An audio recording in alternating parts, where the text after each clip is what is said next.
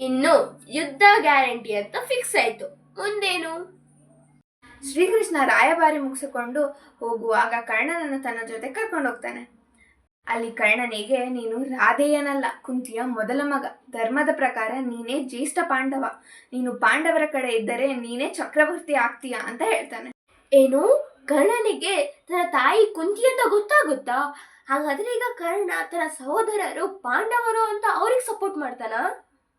ಆಗ ಕರ್ಣ ಕೃಷ್ಣನಿಗೆ, ನೀನು ಹೇಳುತ್ತಿರುವುದೇನೋ ನಿಜ ಇರಬಹುದು, ಆದರೆ ಜಗತ್ತೇ ನನ್ನನ್ನು ಸೂತಪುತ್ರ ಅಂತ ದೂಷಿಸಿದಾಗ ನನಗೆ ಅಂಗರಾಜ್ಯ ನೀಡಿ ಗೌರವ ತಂದು ಕೊಟ್ಟಿದ್ದು ದುರ್ಯೋಧನ. ನಾನು ಅವನಿಗೆ ಮೋಸ ಮಾಡಲಾರೆ ಅಂತ ಅಂತಾನೆ.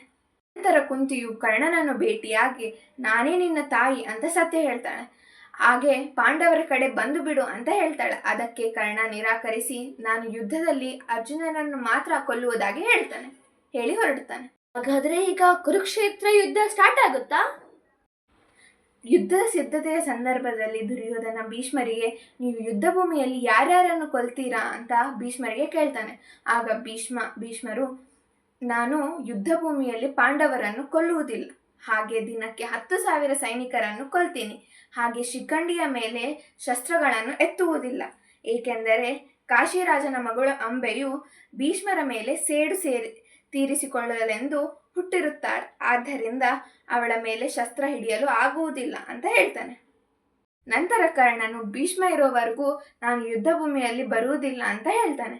ಇನ್ನು 2 ಸೈನ್ಯಗಳು ಯುದ್ಧಕ್ಕೋಸ್ಕರ ಮುಖಾಮುಖಿಯಾಗಿರುತ್ತವೆ. ಕೌರವರ ಬಲ 11 ಅಕ್ಷೌಹಿಣಿಗಳು.